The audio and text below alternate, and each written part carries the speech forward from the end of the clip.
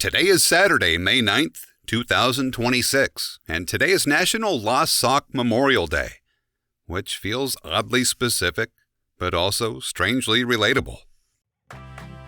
Welcome to Wait That's Random, This Day in History. I'm your host, C.L. Burns, voice actor, audiobook narrator, and your guide through the odd and unexpected corners of history. Let's dive in. On May 9, 1671, a man named Thomas Colonel Blood attempted to steal the crown jewels of England, and the plan actually got surprisingly close to working. He gained access to the Tower of London by posing as a respectable visitor, built trust with the keeper of the jewels, and eventually returned with accomplices. Once inside, they moved quickly, flattened the crown with a mallet to hide it, tried to saw the scepter into pieces, stuffed what they could into bags. It sounds chaotic, and it was. But they were caught before they could escape. And that's where things took a turn. Because instead of facing a harsh punishment, Blood was brought before King Charles II, and rather than being executed or imprisoned long term, he was pardoned, even given land and a pension. The reasoning isn't entirely clear. Some suggest the king was impressed by the boldness. Others think there may have been political motives. But either way, the outcome didn't follow the expected path.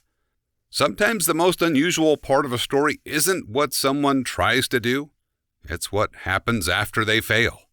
And sometimes instead of something unexpected happening quickly, it builds slowly until it can't be ignored. On this date in 1974, the U.S. House Judiciary Committee began formal impeachment hearings against President Richard Nixon. This didn't come out of nowhere. It had been building. Investigations, testimony, evidence accumulating over time. But this moment marked a shift, because it moved from investigation to process. Public, structured, and increasingly unavoidable. From that point forward, the situation changed, because it was no longer just being examined. It was being acted on. And within a few months, Nixon would resign, the only U.S. president to do so. Sometimes the turning point isn't just the event itself. It's when everything around it becomes official. And sometimes something doesn't begin with a large moment at all. It starts small and grows.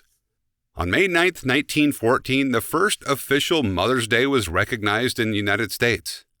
It began with one person, Anna Jarvis, who wanted to create a day to honor her own mother.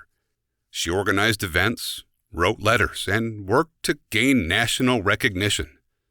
Eventually, it was adopted, and what followed was rapid growth. Because the idea itself was simple, recognizable, something people could immediately connect to. But over time, it changed, commercialized, expanded, and interpreted in ways that went beyond its original intent. Interesting, Anna Jarvis later spoke out against how the holiday had evolved, because it had moved away from what she had intended. And that's something that happens often. An idea begins with a specific purpose and then shifts once more people take part in it. And sometimes what continues to resonate isn't just an idea. It's how something is expressed. Billy Joel was born on May 9, 1949. He became one of the most recognizable singer-songwriters of his time, known for songs like Piano Man, Uptown Girl, and We Didn't Start the Fire. What makes his work distinct is how it blends music with storytelling. Many of his songs focus on specific people or moments, scenes that feel detailed, but still familiar. And that's part of why they last, because they don't just sound a certain way. They describe something people recognize.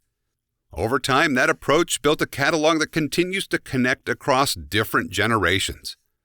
Sometimes what lasts isn't just how something is created. It's how clearly people can see themselves in it. At first, these don't seem to connect, but they start to line up. An outcome that doesn't follow expectations. A situation that becomes official over time.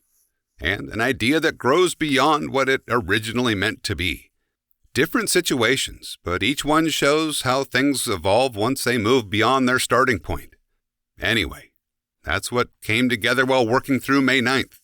I'll be back tomorrow with a new date to work through.